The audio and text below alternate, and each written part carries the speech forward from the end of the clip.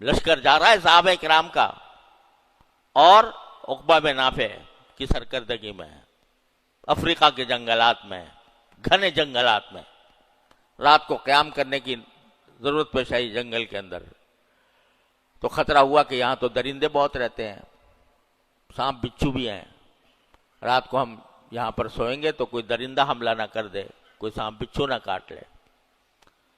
تو عقبہ بن نافع نے اعلان کیا کہ اے اس جنگل کے درندوں اور کیڑے مکوڑوں، ہم رسول کریم سرور دو عالم صلی اللہ علیہ وسلم کے اصحاب ہیں اور اللہ کا پیغام لے کر اس جگہ پر آئے ہیں۔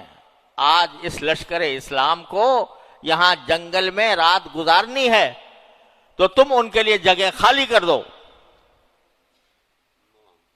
جانوروں سے خطاب کیا۔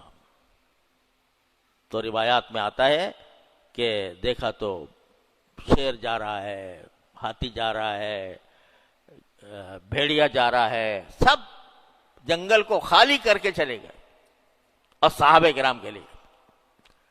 تو جب من کان للہ کان اللہ لہ، جو اللہ کا ہو گیا اللہ اس کا ہو جاتا ہے۔ یہ سبق اللہ تعالی ہمارے دلوں میں بٹھا دے اپنے فضل و کرم سے، ہمیں اپنا بنا لے۔